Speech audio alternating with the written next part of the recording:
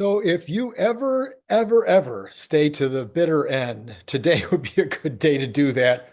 Holy mackerel. It's Mother's Day, and I guess the president and his team have decided this would be a really good day to spread good cheer among moms everywhere. So I'm going to want to say the same thing to any moms that might be watching right now. Happy Mother's Day. My mom just passed her 99th birthday just a few days ago. So happy birthday to my mom, too, if you happen to be watching.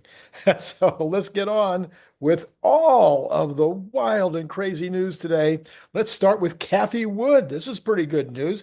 She says she's finally going to put some numbers to Optimus. The number that she's talking about right now is that she thinks it is a $25 trillion TAM. $25 trillion worth of revenues per year is the eventual number that she believes that robots, that the humanoid robots will be bringing in terms of total dollars. She doesn't give a date for that in terms of when that might happen. Elon Musk, though, has reposted what she said and said it would take a lot of great execution, but it is certainly possible.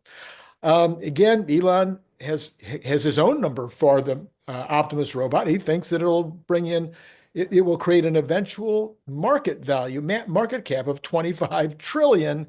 And that's just for Optimus alone. And he also has agreed in the past with Cathie Wood about her estimate of having a 7 trillion market cap just for Robotaxi. And Cathie did also re-extend or notify us again, once again, that she has a price target of 2,600 just for Robotaxi by 2030, which might be a year later than she said before. It's not clear. But she also says that she expects Tesla as a whole to hit 2,000 per share by 2027. How about them apples? All right. So Gary Black and I have been going back and forth all day yesterday and today. Gary continues to send out more missives to me based on the video that I did this morning. If you didn't see the video this morning, I'm going to put that up at the end. You're going to want to go back and look at that. It gives you everything you'd ever want to know about why Tesla is going to dominate, why Elon Musk says that Tesla will dominate. 90% market share, according to Elon. That's what Elon thinks. Cathie Woods thinks it'll be a 50% market share. Others believe that it'll be 50 or more percent. Now, Gary, to his credit, has told me on my show a couple of months ago, he said he thinks that Tesla will probably get, on the order of 20%, market share. Doesn't believe it'll be very high in China. I wouldn't disagree necessarily with that. Not 100% sure how it works out in China, but I think that the market cap or the market share for Tesla in the United States and Europe will be overwhelming, as Elon has pointed out. I'd love to know how Elon thinks about China in terms of Robotaxi, whether he believes they'll get 90% market share there as well. Anyway, this is what Gary says most recently. He says, many smart people, I guess he's talking about me because he was responding to my video, so he must think I'm smart. That's one. Oh no, my mom, whose birthday, yeah, she thinks I'm smart. So that would be two. Many smart people here are confused in this debate about Uber versus Tesla. Both can win in their respective segments. It'd be like betting against, Amazon versus Netflix because both make original movie content, even though the original movie content is not what gives either platform its value. So Gary, I agree with you. I don't think Tesla is going to get 100% of the market. Elon is the one that said 90%. I have said, this is my personal belief, is that Tesla will end up with 25% of the total world market. That's it. 25% of the total world market. And Gary disagreed with that number on my show. So why does he think it'll be less than that after the 49 reasons I showed him that they have a great lead or sometimes an insurmountable moat that these other companies can't even get close to? I'm not sure why Gary is still unhappy with my thinking that 25% worldwide would be Tesla's share of this market. Anyway, he says replying to Randy Kirk on another note, he says, Randy, respectfully, you have no idea what you're talking about. Okay, if you think so. He says, look at Baidu in China, which has already completed 9 million robotaxi rides, and they can build a fully automated self-driving vehicle for under $30,000.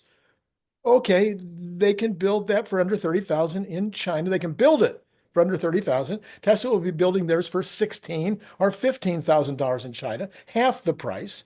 I'm going to bet that the Tesla vehicle in China is going to be way better than this Baidu vehicle in terms of how long it will last, how many times it'll break down, et cetera, et cetera. I don't think Baidu has a set of charging stations throughout China in order to be able to buy the energy at a lower cost than Tesla. I think Tesla will be buying it at a lower cost than Baidu in China.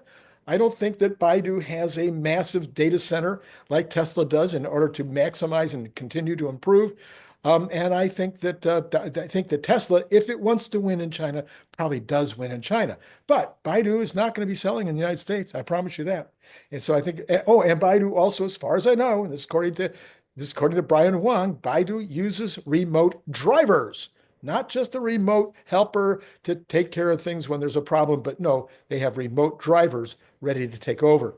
Anyway, he says, do you really believe Tesla is the only automaker in the world who will matter and be approved for unsupervised autonomy? No, I don't believe they will be. That's why, Gary, I keep saying 25% for Tesla worldwide. They're going to get 25% of the business. Now, that may look like 50% in the US. It may look like 35% in Europe. It may look like 15% in China. It may look like 100% in Australia. I don't know how that all works out. And I'm only guessing like the rest of us. I just think that Tesla has such a lead on everybody else that they'll end up with at least, I guess I could say at least 25% market share. And I'm only half of Cathie Wood, and she's got a team of people there that are expressing 50%. And Elon, never bet against Elon. He says 90%. So, Gary, you got Elon against you at 90%. You've got Cathie Wood against you at 50%. And you got me saying, I'll take 25. And you're less than that? I don't get it. So he goes on to say that Uber is a platform that earns revenue by selling monthly active platform customers to drivers for a fee, while Tesla sells EVs and FSD to consumers for gross profit. The argument that the Tesla bulls that Uber has no proprietary technology to compete with Tesla is irrelevant. Uber doesn't need Tesla's autonomous technology, given its own 170 million active customers. Higher brand awareness? No, Gary. No, no, no, no, no, no, no, no. Uber does not have higher brand awareness than Tesla. Come on. Try again. At least solve that one for me, would you? Okay. and higher brand awareness, superior marketing to Tesla. Okay. Didn't Elon Musk start the PayPal thing? I think he figured out that if he gave away some PayPal money, actually $10, people would then join PayPal. It was his other company, X.com, but it merged. They were both using the same technology technique. I know how Uber and all these guys got started. They got started by, word of mouth. Gary, word of mouth. Both of them have said so. Uber and Waymo have both said it was the word of mouth that did it. I don't know. Do you think Tesla is maybe the best in the world ever at word of mouth? Oh my goodness. And then do you think the driver experience is any better, Gary? You haven't answered that. Do you believe that the driver experience, the consumer, the rider experience will be better in a Tesla, especially in a cybercab, than it is in any of these other vehicles? You haven't answered that one, Gary. Please, come on now. Read the whole article. Watch the whole video. Simon Hale says this. He says, I have been testing Tesla FSD for a number of years. I've always been honest and critical. Tesla FSD was not ready for Robotaxi until now. I just drove my Model S Hardware 4 back from the country into Montreal. We stopped in Plateau to pick up some sushi, and then we drove over the mountain to Westmount. Not once did the FSD do something that I did not like. It drove better than the average Uber driver. FSD is solved.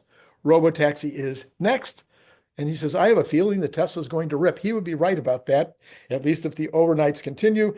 The last time I checked, it was up about 13, and it continues to be up about 13, almost $14 in the overnights right now. This is Randy Kirk. Please hit like. Please hit subscribe. Please hit notify.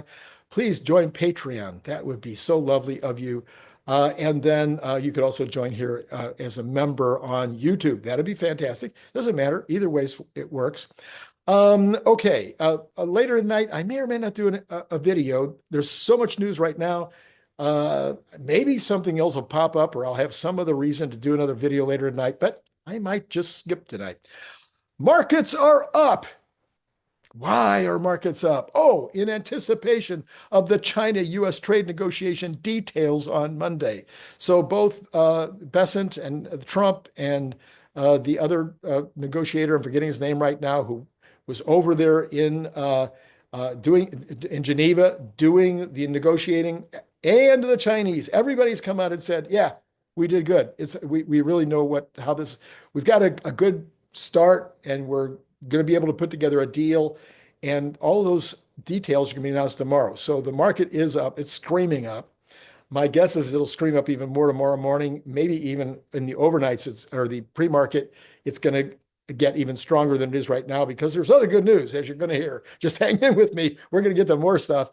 Senior U.S. officials, including Treasury Secretary Stephen Besant, oh yeah, and Trade Representative Jameson Greer, met with Chinese Vice Premier He Lifeng in Geneva over the weekend. These talks were hosted by neutral Switzerland following diplomatic efforts by Swiss officials to facilitate dialogue. Both sides described the talks as constructive and reported substantial progress. Besant noted that the negotiations were productive. Greer suggested a deal had been reached, though no specific details were disclosed. A joint statement with further details was expected to be released tomorrow. There you go. That's what's happening with regard to that. Now then, we have the White House saying that they are pleased to announce. Okay, this is another breaking news. Maybe you haven't heard it yet. Pleased to announce that tomorrow morning at 9 a.m., I might still be in bed. I'll be barely up. I will be 9 a.m. in the White House. Yeah, that's 3 a.m. I'll definitely be in bed. I will be signing one of the most consequential executive orders in our country's history. Prescription drug and pharmaceutical prices will be reduced almost immediately by 30 to 80%.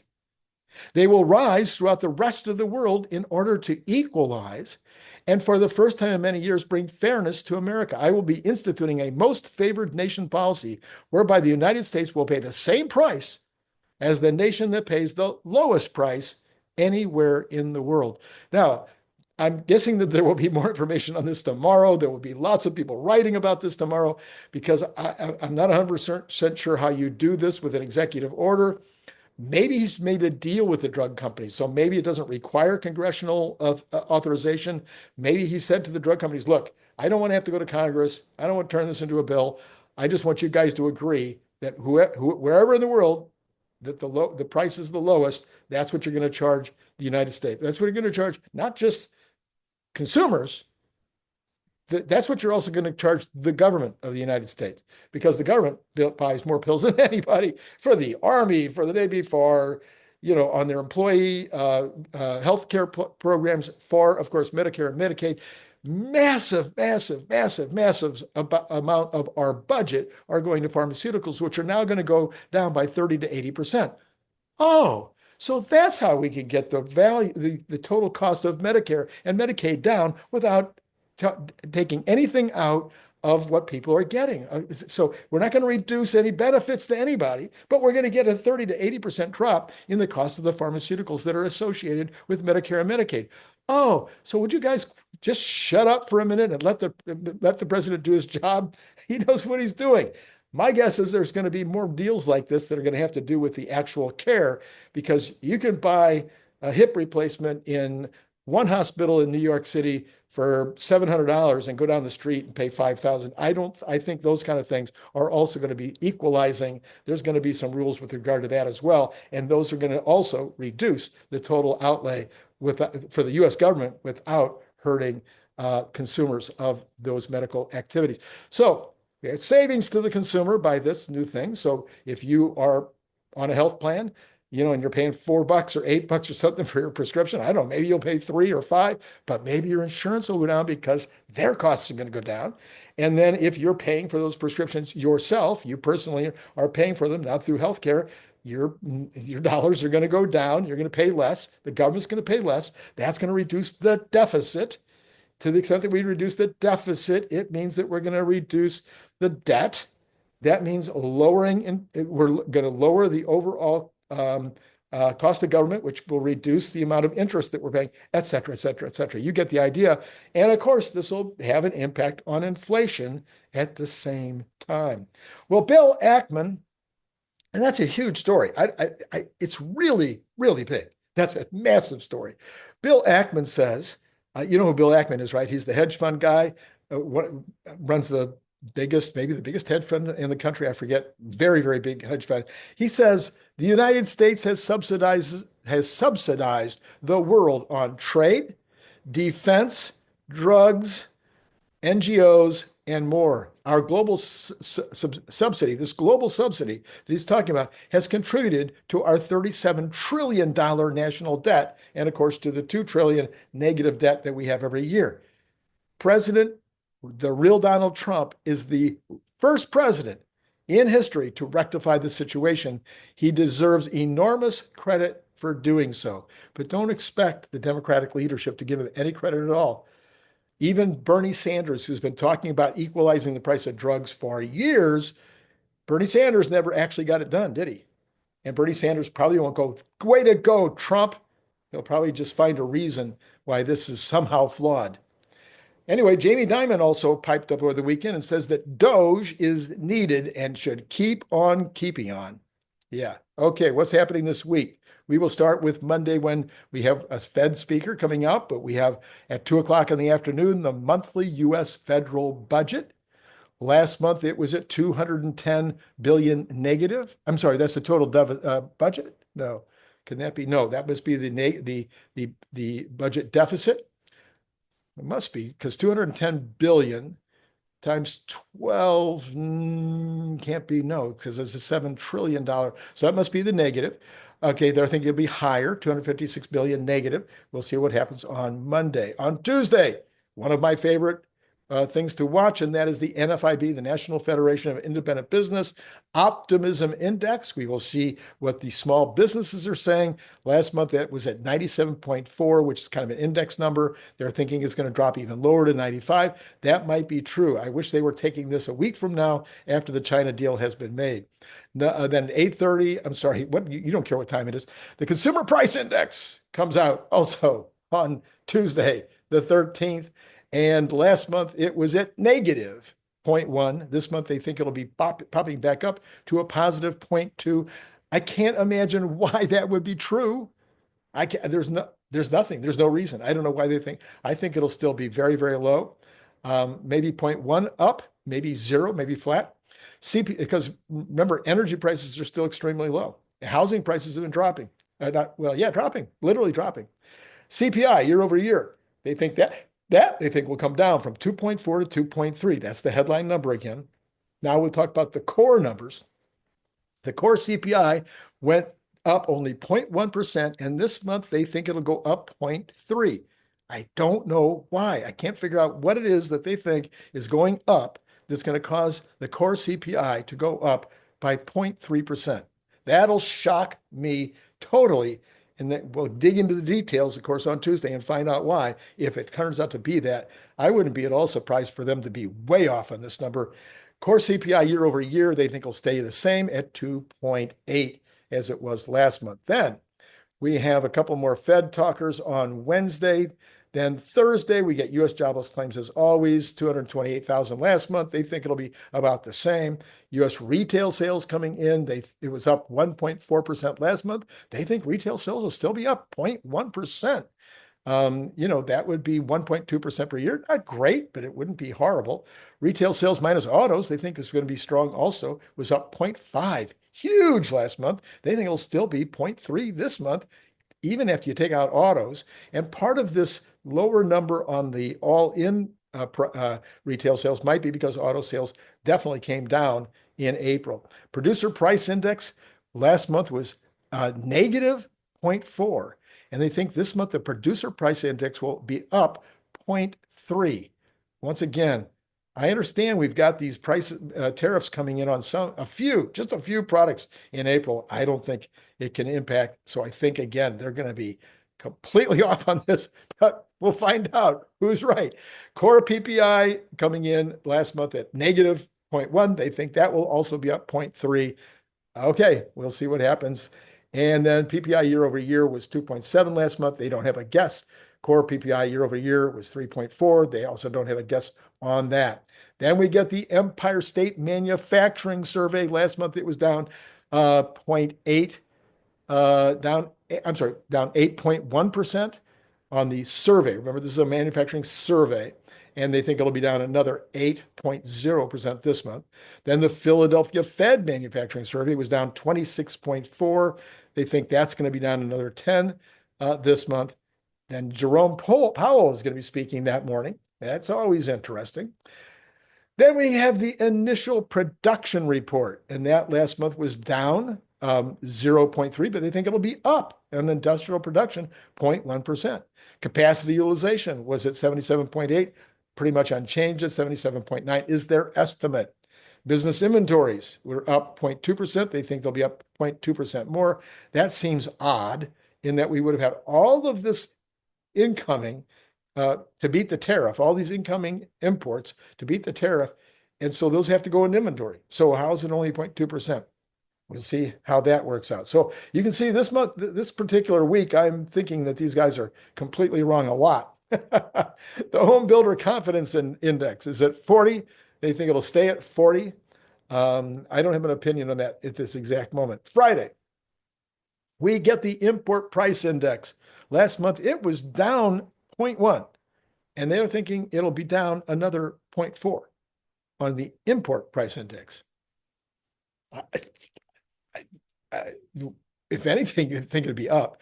Import Price Index minus fuel, they think it'll be flat, 0.1% last month, staying the same. Housing starts, we're at 1.32 million. They're thinking that's going to go up to 1.36 million.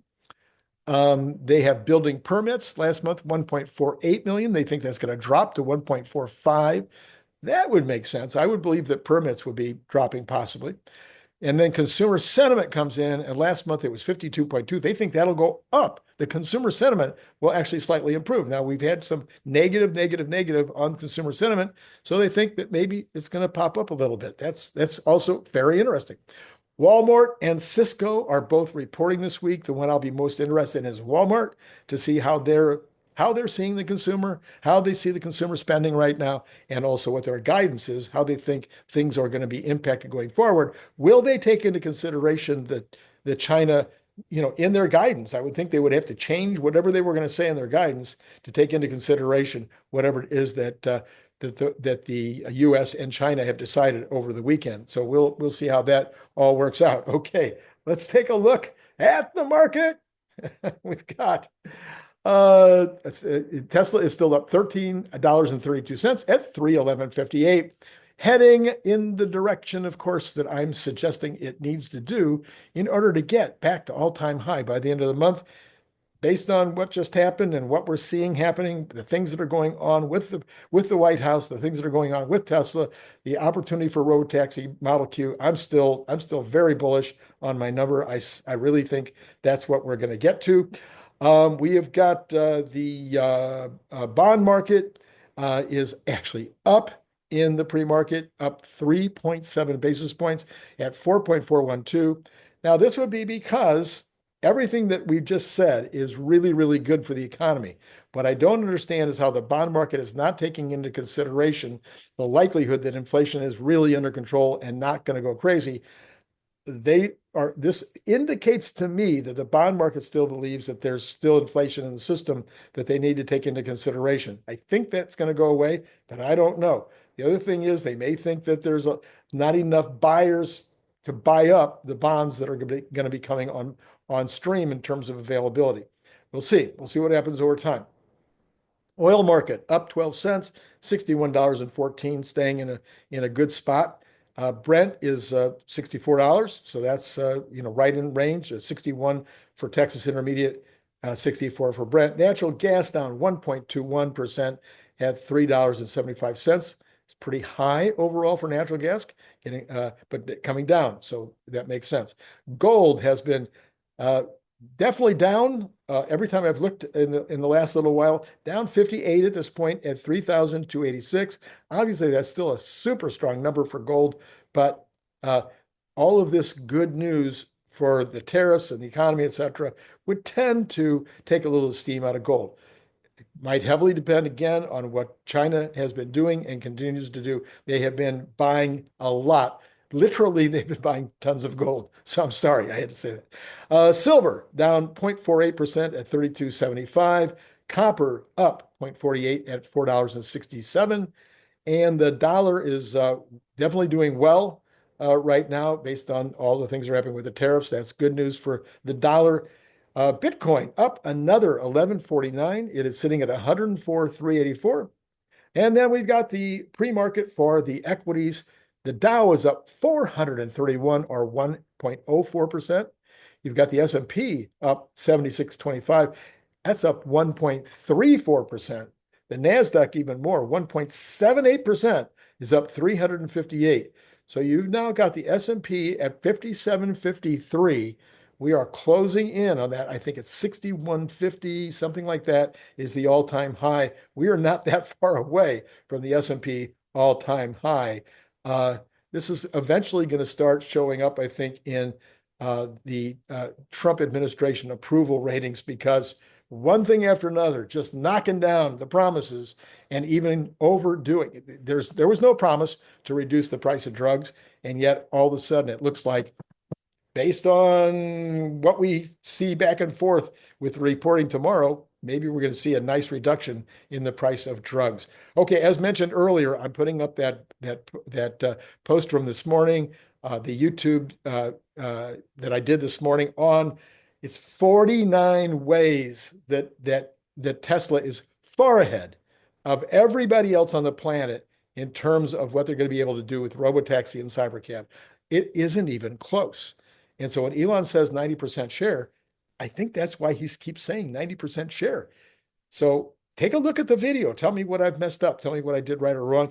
I was all very, very sad this morning because I put a lot of work and effort into that video and nobody watched it. And I thought, what's going on? And then my wife said, Randy, it's Mother's Day.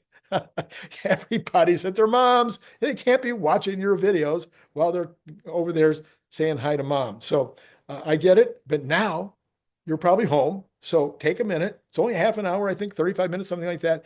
I think you're going to like it. I think it really gives you the full list. I even asked Grok for his opinion. Quite frankly, Grok's opinion was good, but he was uh, mine was better. Okay, so tomorrow is what is tomorrow? Tomorrow's Monday, right?